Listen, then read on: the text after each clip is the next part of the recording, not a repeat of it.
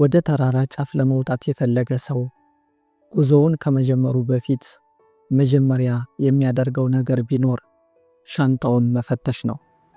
ሻንጣው ውስጥ ያሉትን አላስፈላጊ ድንጋዮችና ክብደቶች ሳይጥል ወደ ጫፍ መድረስ እንደማይችል ያውቀዋል።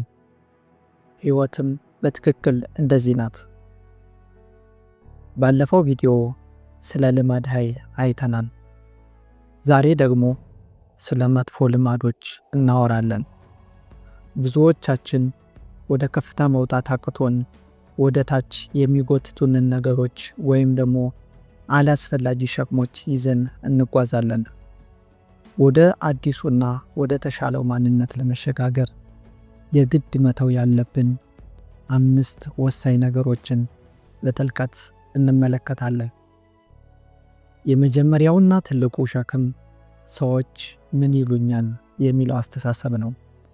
ብዙዎቻችን የምንኖረው የራሳችን ሕይወት ሳይሆን ሰዎች እንዲያዩልን የምንፈልገውን ሕይወት ነው። አንድ ታሪክ ልንገራችሁ።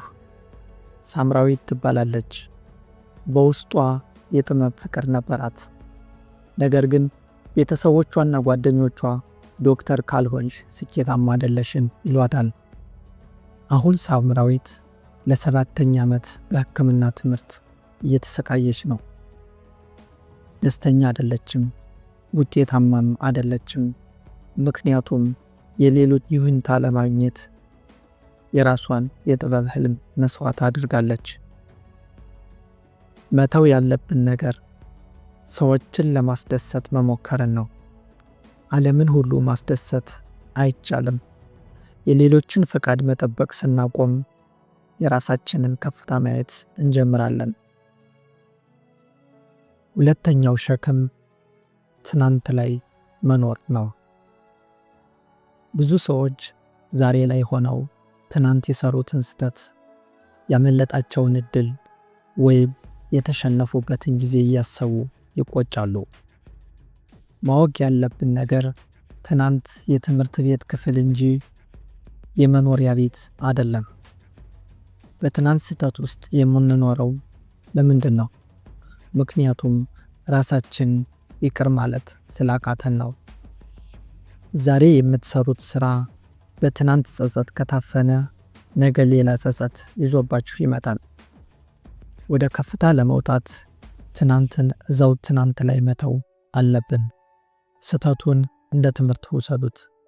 ልምዱን ሻንጣ ውስጥ ክተቱት። ጸጸቱን ግን ብላችሁ ተጓዙ።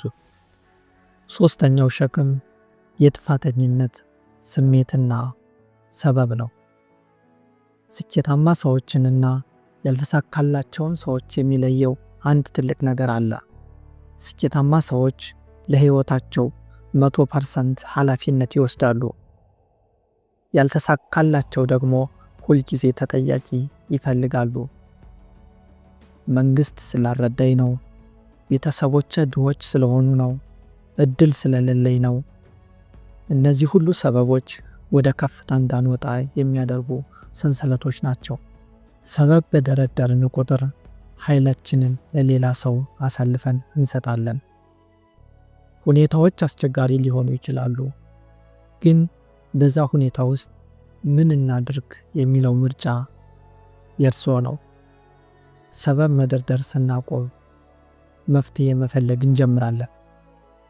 አራተኛው ሸክም ፍጹም መሆንን መፈለግ ነው። ብዙዎቻችን አንድን ስራ ለመጀመር ሁሉ ነገር እስኪሟላ እንጠብቃለን። ምርጥ ካሜራ፣ ምርጥ ቢሮ ወይም በቂ ገንዘብ እስኪኖረን ድረስ ጉዟችንን እናስተላልፋለን።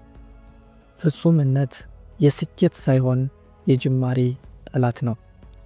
እውነታው ግን ይህ ነው። ፍጹምነት የሚመጣው በሂደት እንጂ በጅማሬ አይደለም። ዛሬ የምናያቸው ትልልቅ ድርጅቶች ወይም ስኬታማ ሰዎች የጀመሩት በጎደለ ነገር ነው። አንድ ነገር ፍጹም አድርገው ለመስራት ከመጠበቅ ይልቅ ተሳስቼ እማራለሁ በሚል መንፈስ መነሳት ከፍታ ላይ ለመድረስ የመጀመሪያው እርምጃ ነው። በጎደለ ነገር መጀመር ድፍረት ነው። መጀመር ደግሞ ግማሽ ስኬት ነው። አምስተኛው ሸክም የምቾት ቀጠና ነው። የምቾት ቀጠና በጣም ደስ የሚልና ሰላማዊ ቦታ ነው። ነገር ግን እዛ ቦታ ላይ ምንም አይነት እድገት የለም። እንደ ተክል አስቡት። ተክል እንዲያድግና ፍሬ እንዲያፈራ የግድ አፈርን ጥሶ መውጣት፣ ንፋስና ዝናቡን መቋቋም አለበት። ሕይወትም እንደዛው ናት። ወደ ከፍታ ለመውጣት የግድ የማያውቁትን መንገድ መጓዝ፣ የማይመቸውን ሥራ መስራትና ፍርሃትን መጋፈጥ አለብን። በለመድነው አሰራርና ባልተለወጠ አስተሳሰብ አዲስ ውጤት መጠበቅ አይቻልም። እድገት የሚጀምረው ምቾት ሲቃወስ ነው። ዛሬ ራሳችን እንጠይቅ። የትኛው ምቾት ነው ወደፊት እንዳልሄድ የከለከለኝ? ያንን ምቾት ጥሎ መውጣት ዛሬውኑ ሊጀመር የሚገባ ትልቅ ትግል ነው። እንደ ማጠቃለያ ጥያቄ ልጠይቃችሁ። የትኛው ነው ወደ ታች እየጎተታችሁ ያለው? የሰው ይሁንታ፣ ጸጸት ወይስ ሰበብ? እነዚህን ነገሮች መተው ህመም ሊኖረው ይችላል፣ ነገር ግን መሸከም የበለጠ ይጎዳል። በመጨረሻም ለዚህ ሳምንት የሚሆን የቤት ስራ ልስጣችሁ። ከነዚህ 5 ነገሮች ውስጥ አንዱን መርጣችሁ ዛሬውኑ ለመተው ወስኑ። የትኛውን መረጣችሁ? ኮሜንት ላይ ጻፉልኝ።